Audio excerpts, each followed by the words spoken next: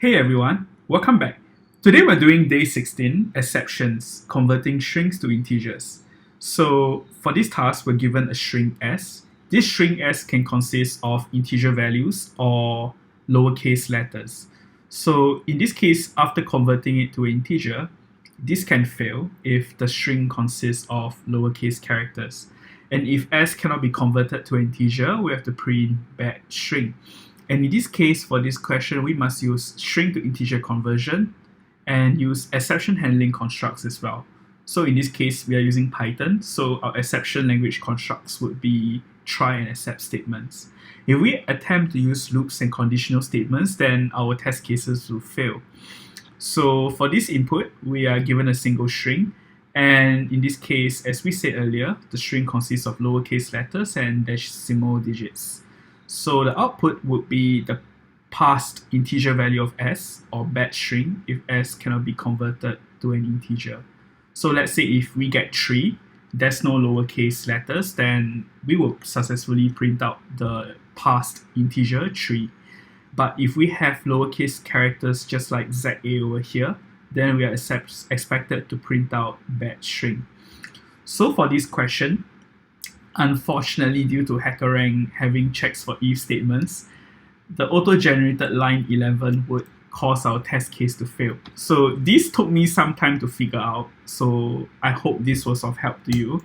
To our viewers who tried this question before watching this video, you might have encountered this and you might have been confused. So unfortunately, if this tripped you up, I'm sorry, hopefully this video cleared it out for you. So on line 10, HackerRank generated the input function, and the next step for us would be to convert that to an integer. So we did that in previous practices. We can do that by just passing s into the integer constructor like this. But this line is potentially able to cause an error, and specifically, as we discussed earlier, if the string s consists of lowercase characters, then it would cause an error. So to recover from the error and print out bad string like is expected by the question, we can wrap the lines that can potentially cause errors with the try statement like this, and we can put whatever logic that we want to recover, to execute to recover from the error, by putting that under the except statement. So in this case, what we want to do is recover from the error and print out bad string. So that's pretty much it. And the next step, if the conversion went through, then we can print out as integer.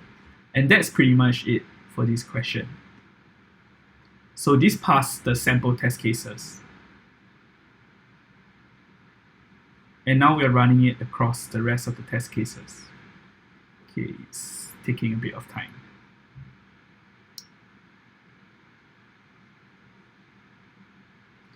In summary, what we learned is how to use try and except statements to wrap code that is potentially able to cause errors. So to be specific, line 13 is possible to cause errors, and we only want line 14 to be executed if line 13 doesn't execute any error. And since we didn't want line 14 to be executed if it is a bad string, then we just put it right after line 13 as well. And if we want to recover from the error and execute some print statements when we encounter the error, we can put it under the except statement. And that's pretty much it for this question. If you find this useful, please give us a like and subscribe, and we will see you in the next video.